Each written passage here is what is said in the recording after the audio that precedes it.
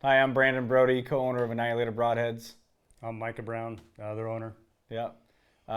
We're here to tell you about how we got started, our story, uh, just leading up to where we are today. Yeah. And it's cool. It's been one of those things where I think if you were to look back in hindsight, you're like, man, that's the American dream right there. How that happened, you know. It's a true campfire story. So We actually met around a campfire. Around a campfire, in yeah. elk camp. So, yeah, we were was it 17?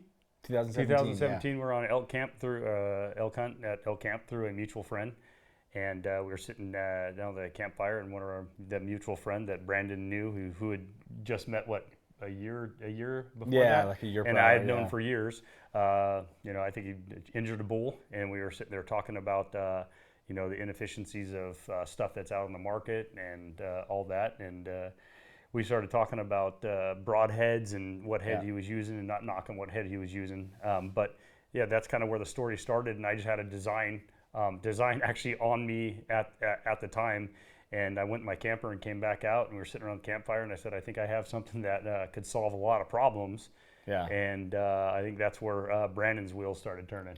Yeah, it's funny. We had some whiskey flowing and a couple beers, and Yeah. so you can imagine as hunters in camp, everybody's shooting the shit and Yeah. giving their opinions and if I blah blah blah. And it's funny because we all went around and everybody had their kind of preference of like what their go-to broadhead was, but nobody was happy with their go-to broadhead. Like Yeah. not one person in our camp was like, This no, is it." this is it. Yeah, everybody was like, yeah, well, we should have had such and such, or we should do this or whatever.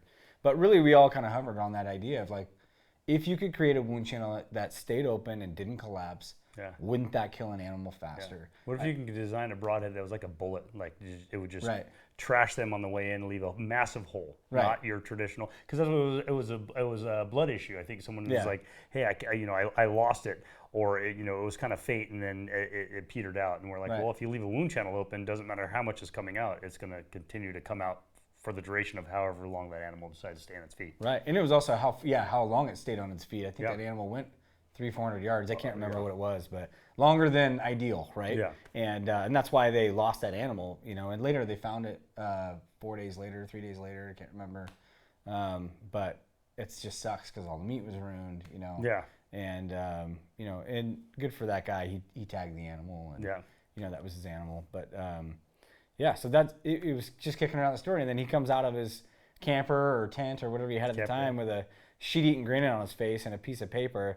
Check this out, guys. I've Yeah. got this idea in my head, and I'm looking at this thing. And I was like, man, that's pretty cool. But the way he described it to me was that back bell or scoop, if you will, is just more surface area, and so of course it's going to create a bigger hole. I kept thinking muzzleloader. Like if I had a 50 caliber round ball, like how obviously a 50 caliber round ball wouldn't penetrate out of a bow into an elk, right? Yeah. But I kept thinking that would just literally blow a hole in an animal. And in terms of flight, I'm sitting here going, there might be some efficiencies in flight as well. And my brain went towards a rock in a river. Yeah. And how the water flows around. Like if you were to just drop a big rock, that water is going to come around, and there's going to be that little like eddy behind it, right? That's why fish come up and kind of swim behind it, right? Because they can just sit there out of the current and Soft water, yeah. yeah, just kind of soft water. And so, to me, I was just super intrigued. Yeah. And so, we left camp. I think it was a couple of weeks later, 2-3 weeks later, whatever. My wheels were turning. Yeah. And with my background, so I was a VP of a software company at the time, and you're a cop, and so my degree was entrepreneurship and management, and so I've always had a passion for ideas, and I did a year of studies at the Art Institute of Seattle for industrial design, and then I realized I'm really not the designer, I'm the business guy. So I quickly made that pivot after a year, but anyways, the point that I'm getting at is like I had an affinity for stuff like this. I love talking about it. Entrepreneurship was a passion, and so when you shared your idea and you were like, dude, I've had this in my head for like 4 or 5 years, Yeah. or whatever time it was, I'm sitting there going, you're a cop, how are you going to have time or energy or even the skill sets to go test that? And so I was like, this guy needs a bump, he needs a challenge. So I called him up and I'm like, hey, like let's go like just call it a project and see if we can make Make this. it for ourselves. Yeah, just make it for ourselves, test it. It'd be a shame not to just see it work. And for me, I was kind of tired of the software world. It almost seems like nobody's ever happy in it. Like you're just constantly iterating. There's so much competition. And don't get me wrong, I loved it, made a lot of money, and we were super successful at what we were doing. But all that to say is I was ready to put my hands to something that was a physical product. And when that came along, I'm like, man, this could be something super cool. So. Yeah. So yeah, like the theory behind it's a broadhead that's designed. Like I said, you said I was a cop for 16 years, so it's that pushing of mass out of the way, very similar to what a bullet does. Our broadhead can do, but we don't have to have the insane speeds to accomplish that. You know, we don't rip and tear flesh, but this broadhead moves mass in and out of those cavity, causes cavitation, actually shuts down everything inside of them as it goes through with the transfer and displacement of air. So we you know, that was the theory behind what it would do, keeping the wound channel open. And we just kind of snowballed, went down the rabbit hole, did some iterations. Brandon had reached out. We got a plastic mold done, holding it in your hand, because he asked me, hey, can you draw it? And the drawing I had, I'm not a CAD guy. I could see it in my head, but three-dimensionally, I couldn't put it, you know, I could draw it from its front end, but it still didn't look right. I could draw it from the side end, and it still didn't look right. So once we put that thing into a CAD design and actually got to rotate it, I mean, it was one of those things you're like, oh, that is pretty cool. That is pretty cool. So I got the plastic one made. Yep. Had 7 and 7, 725 grain originals and 7 125s. A little bit smaller cut profile, not exactly, but same exact shape, but a little bit smaller in profile, different material. We had those made. Yeah. Brandon and I got to test them. He shot for flight. I shot for just for penetration and what it would do to just objects. Go ahead and talk about your flight. Yeah, I mean, day one I went out and shot, and to me it was like, I know it's going to fly at 20, 30, 40 yards, because you can almost get anything to fly in general. So I think my cold shot was 60 yards first shot. I can't remember. It might have been 50. And I ended up taking it out to 80 yards. But I remember the first shot, I was by myself. I was up at my father-in-law's house. And I'm just like, we put all this money, effort, time into this. It's kind of one of those like sacred moments. You're like, is this going to fly?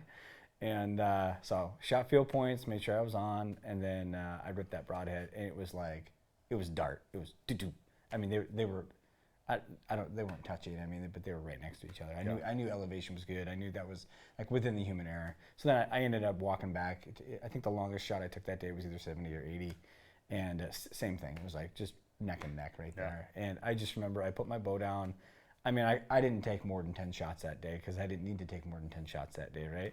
Yeah. And I'm like, this thing flies incredible. Like, to me, we knew it would increase lethality. We knew it was going to kill animals faster. Yeah. We knew it was going to be durable as hell because of just the platform that was on. It was all about, did it fly, to me. And I just sat there for a few minutes. I'm like, this thing is awesome. It is a dart. Guys are going to love this. And I didn't do any tuning to my bow that day to try to get field points to hit. I don't even think I walked back tuned. I should admit that at the time, but it was just one of those things. You just get out, you're just like, hey, let's just rip it and find out. Then you called me and you're like, hey, this thing's legit, right? And then I went and shot. I said, hey, I got another test. I went down and picked up a barrel, like a 55-gallon steel drum, and I shot just a competitor head just to see what would be the difference. And when I shot that through, I shot the competitor head, and then I shot our head through that steel drum. Just the whole displacement sizes, and that other head was an 1 3/8 cut, and ours is a sub 1 inch cut. At the time, it was probably just under 7/8, not even legal, but just on that border, and the hole that it left behind was absolutely amazing. The other one was your traditional bullet hole with little razor blade slits. This left a true triangle all the way through the object, and then the most important thing was when I picked the arrows up. The other head was pretty much mangled, and the veins and stuff were ripped off. One of them was hanging, I think, and then the knock was chipped a little bit. When I picked the Annihilator up, all the veins were on. The arrow was completely intact. It sucked everything through that hole. I remember the first time you showed me that photo, and I sat there and looked, because you had the side-by-side comparison. It was like, here's that broadhead, here's our broadhead. Our broadhead, being 7/8 of an inch cut, had a larger hole in steel than the... What was competitor. It was an 1 3/8. Is that what you said? Yeah, 1 3/8. And I sat there and I was like, "Nah, how does that even happen?" Yeah. And we kind of knew, but we knew it was the scoops and the displacement and all that. And I love the picture that you sent me of it going through the backside, but on the interior, and then to the exterior, it just totally flares out. Yeah, and, like, it just, and the other one didn't do that at all. You can tell it's just moving mass. Yeah, it was awesome. We knew we had something at that point. So the next step is, what does it do in live animals? Yeah. So I gave one to one of my buddies, and we went down to a ranch down in Southern California, and just, you know, he had a couple and I had some, and he went one way, I went one way. Make the story short, he ended up. He's like, hey, yeah, you know, I think the animals ran this way, so I ended up coming up to him, and he's pointing in the direction his hands are all bloody, and I'm like, dude, you shot one. And he's like, yeah, he's like, I shot with an Annihilator. And I just remember that moment, I was like, dude, this is it. Like, this is what we've built. Moment of truth. This is it. And he's like, this is where I was at. He said, I hit it, and it sounded like a baseball bat, like you hit a tree with a baseball bat. He said, I heard it take off, and literally a couple steps, and I didn't hear it after that. So we went to the spot where the arrow was at, immediate blood. Where he shot, it was like a 50, 53, 55 yard shot into like a 200-pound hog. Went through him. Arrow was 10 yards past it in the grass, and it was like a spitfire of blood off the end of the arrow. Arrow was laying like wedged in the bushes, and he's like, yeah, the pig ran right here underneath the fence, and it should be over. You know, then maybe it ran up the hill, and I just looked over. So 5 yards up the fence and like 7 yards, 10 yards to the right, the pig was laying right there. And I could see from where I was at. I said, was it spotted black and white? And he's like, yeah. I said, it's right there. It literally, from where it hit, barring where it ran, it probably only made it 7 yards in a straight direction. Ran up 5 and turned a few. And what we noticed when we walked up to it was just that huge flume of air bubbles outside of the pig, and the pig was like static. It wasn't blown up like it had taken off running and built up all this air in its cavity. It was like deflated. And he was blown away, I was blown away. But more importantly, when we skinned the hog out, that broadhead went through the shoulder on entrance and out the ribs on the other side, and it actually pushed the meat through the hole. Like the meat and the bone had a true hole through the bone. Shoulder was trashed, and the meat was, like I said, shoved out through the hole. And it was like, that's when I realized, like, we have something. Yeah, he sent me the photos, and I wish I could have been there, but I wasn't able to make it. But it looked like a rifle round gone up. Yeah, slug, and that's what everyone said. And one of our guys, our good friend, who guides down there, was like, dude, it looks like a rifle. It looks like I shot him. We shoot him with rifles all the time. That looks like a rifle round went through him. And we hear that all the time. Yep. And, you know, fast forward just through our testing process, it's like, okay, so that was animal one. Then, you know, we had guys take it to Africa, killed multiple animals. You know, what did we do? A year and a half of actual animal testing, something along those lines. Yep. I know it was 2.5 years to market, and or maybe even a little longer. But you're looking for a sample size when you have a product, right? And you're going to go to market with it, and you want to validate it. It's like, hey, I want to know. I want to know the good, bad, and the ugly, and get all the feedback, because if we're putting our money into this thing and our blood, sweat, and tears, like, it's got to matter, you know. Yep. You have to make a difference. And one of the things that one of the things that Micah and I are always, what we care about is making true change and true innovation. Like, we don't want incremental change. Like, if we make a broadhead and it's just a little bit better, but it's still amongst the sea of sameness, I'm not really interested in incremental change. Yeah. Like, I wanted to see something totally unique and different. And obviously, you look at our head, there's nothing that looks like it. It is truly not in the sea of sameness. But I wanted it to see the results of the effectiveness of lethality increased. And so we hired engineers to help us understand what was going on with it. We tried to get as many large sample sizes. We tried to get as many different types of animals down. We knew him and I, you know, couldn't do that alone. So we reached out to many other hunters and kind of started a network of friends and professional hunters as well to get after it and start putting animals down. And anyways,